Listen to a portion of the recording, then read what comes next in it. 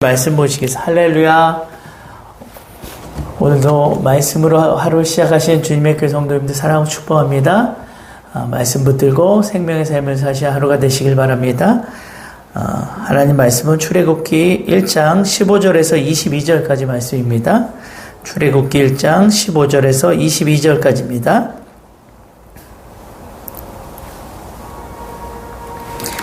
우리 교독하시겠습니다.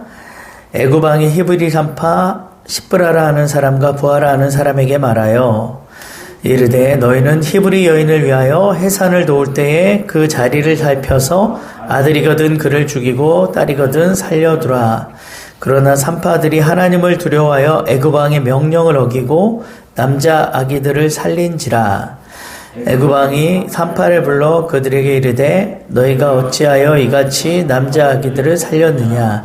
산파가 바로에게 대답하되 히브리 여인은 애굽 여인과 같지 아니하고 건장하여 산파가 그들에게 이르기 전에 해산하였다 하매 아니 그 산파들에게 은혜를 베푸시니 그 이 백성은 번성하고 매우 강해지니라. 그 산파들은 하나님을 경외하였으므로 하나님이 그들의 집안을 흥왕하게 하신지라.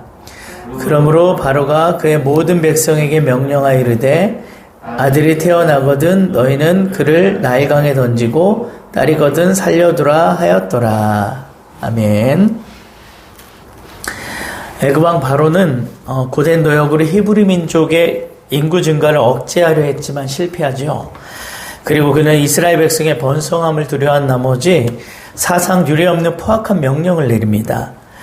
이번에는 이스라엘 자손 가운데 새로 태어난 남자아이들을 살해하기로 결정한 것입니다.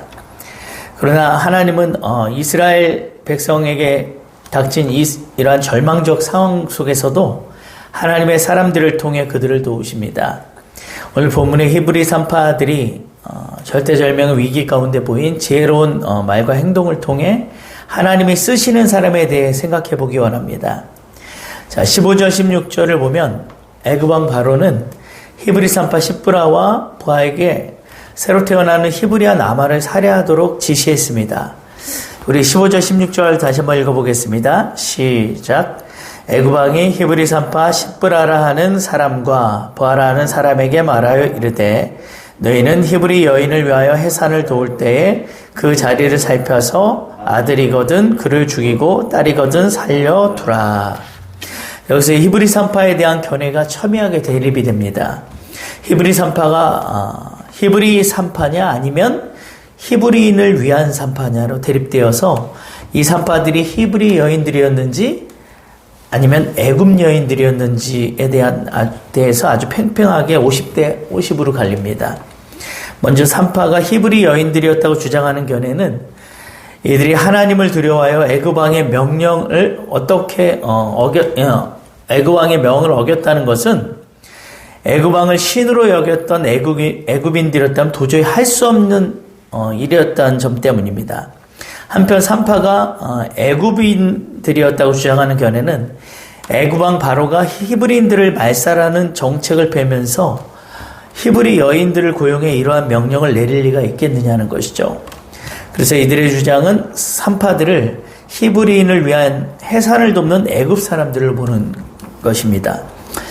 어찌되었던 중요한 것은 산파가 히브리 여인들이었던지 애굽 여인들이었던지 17절을 보면 바로의 명령을 어기고 히브리 남아들을 살렸다는 것이죠. 당시 어떤 자라도 바로의 명령을 거스른다는 것은 사실 있을 수가 없는 일입니다. 바로는 거의 신과 같은 존재였죠. 그럼에도 그들이 남자 아기들을 살린 것은 바로보다 하나님을 더 두려워하고 하나님을 경외했기 때문이라고 말하고 있습니다. 그들의 행동의 동기는 그저 단 하나, 하나님에 대한 두려움 때문이었습니다. 동족을 더 사랑해서도 아니고 생명을 존귀히 여기서도 아니고 바로가 두렵지 않아서도 아니고요. 정책에 저항하기 위함도 아니라 이유는 단 하나, 하나님에 대한 두려움 때문이었습니다. 이 두려움은 겁을 먹고 어떤 공포감에 사로잡힌 두려움이 아니라 하나님을 경외하는 믿음에서 나오는 그러한 두려움이었습니다.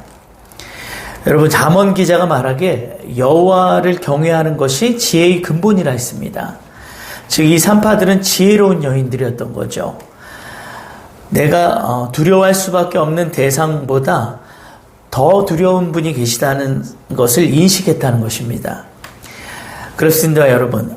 정말 지혜로운 자는 여호와를 경외하는 자임을 믿으시기 바랍니다. 우리가 두려워해야 할 분은 오직 하나님 한 분이시고 그 외에 어떤 것도 하나님의 권세 앞에 무력할 뿐이라는 것입니다. 그러므로 하나님께서 쓰시는 사람은 무엇보다도 세상과 사탄이 주는 위협 앞에서는 담대하고 하나님을 향해서는 거룩한 두려움을 가지는 사람이라 할 수가 있습니다. 그렇게 될 때 하나님은 그들에게 위기에서 벗어날 수 있는 지혜도 주시는 것이죠. 18절 19절 보면 그들은 바로의 추궁에도 지혜로운 대답으로 위기를 넘깁니다. 18절 19절 읽어보겠습니다. 시작. 애굽 왕이 산파를 불러 그들에게 이르되 너희가 어찌하여 이같이 남자 아기들을 살렸느냐. 산파가 바로에게 대답하되 히브리 여인은 애굽 여인과 같이 아니하고 건장하여 산파가 그들에게 이르기 전에 해산하였다이다 하매. 바로가 산파들을 불러 왜 남자 아기들을 살렸는지를 묻습니다. 사실 바로의 이 추궁은 너무나 분해서 참지 못해서 폭발하는 장면이라고 할 수가 있습니다. 너희가 어찌하여 감히 내 명령을 어기고 이러한 짓을 했느냐는 것이죠. 이제 산파들은 죽는 길밖에는 답이 없습니다. 신적인 존재인 바로가 이 정도로 화가 났다면 이 산파들은 죽어야 마땅한 것입니다. 그러나 산파들은 생명이 위태로운 순간에 이렇게 대답을 합니다.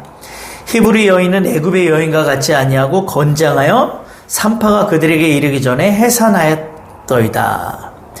여러분, 이 산파들의 이 대답이 논리적으로 말이 됩니까?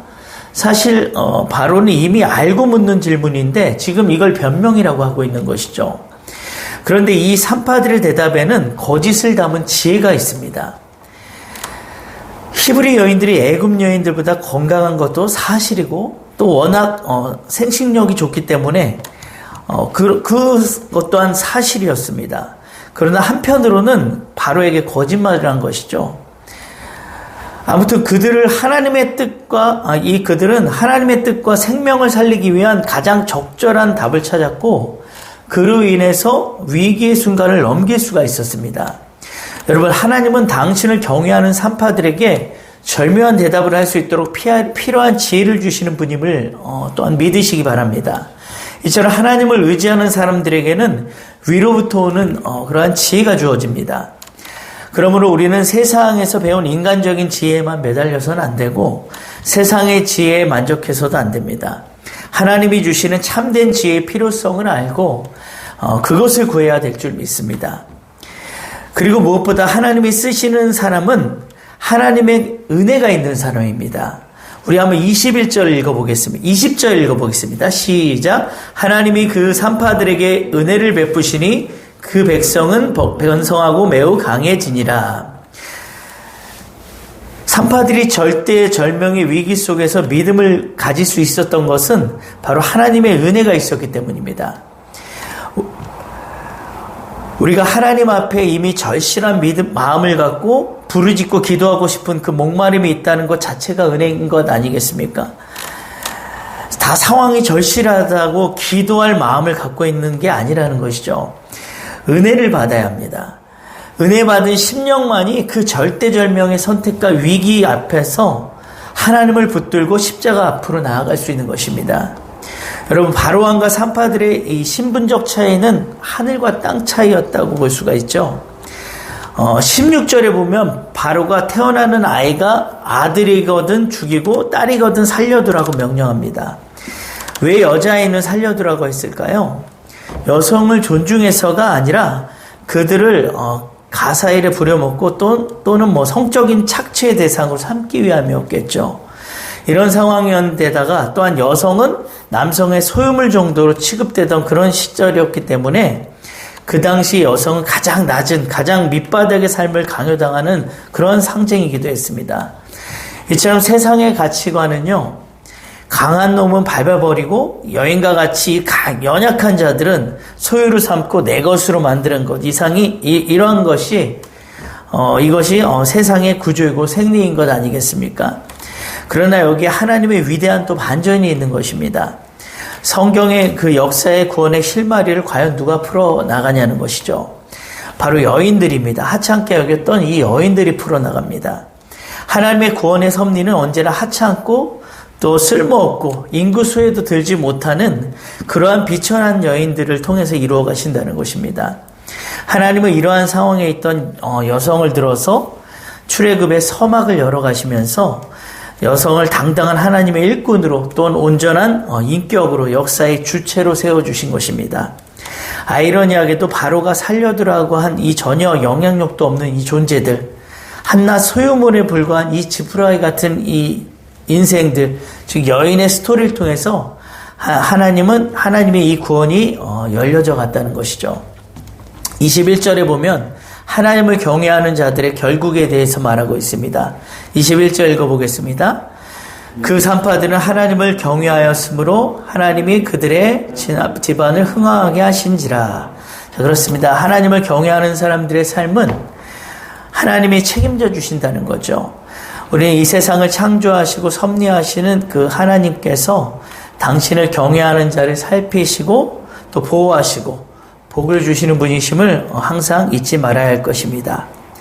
여러분, 하나님이 일하시는 방식은, 하나님이 쓰시는 또 그러한 기준은 세상과 정반대라는 사실을 믿으시기 바랍니다.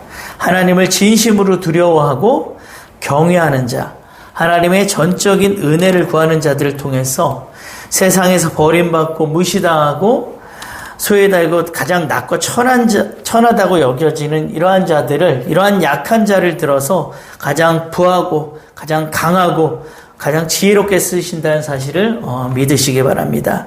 오늘 하루도 하나님의 이 절대 주권에 우리의 모든 것을 맡기고 그분의 주권과 섭리에 겸손히 순종하는 삶을 살아가시기를 예수님의 이름으로 축원합니다. 하나님 아버지, 그 은혜와 사랑에 진심으로 감사드립니다. 오늘 또 히브리 산파가 그 절대절명의 위기 속에서도 오직 하나님을 경외함으로, 하나님을 바라봄으로 그 모든 것들을 지혜롭게 이겨나간 것을 보면서 우리 또한 오늘도 하나님께서 어떠한 자들을 들어 쓰시는지, 하나님이 사람을 쓰시는 기준이 어떠한지를 우리가 깨닫게 하시고, 우리 또한 하나님을 늘 경외하고 하나님을 두려워하고 또 하나님의 은혜를 구하는 그러한 또 삶을 살게 하여 주시옵소서. 오늘도 세상에서 버림받고 소외당하고 가장 낮게 여겨지는, 천하다고 여겨지는 그런 자를, 그러한 약한 자를 들어서 강하고 부하고 또 지혜롭게 쓰시는 하나님이심을 우리가 항상 그러한 하나님을 인식하며 하루를 살아가게 하여 주시옵소서. 오늘 하루도 하나님의 말씀을 붙들고 승리하는 저희들 되기를 간절히 바라오며 거룩하신 예수 그리스도의 이름으로 기도합나이다. 아멘. 우리 다 같이 말씀 붙들고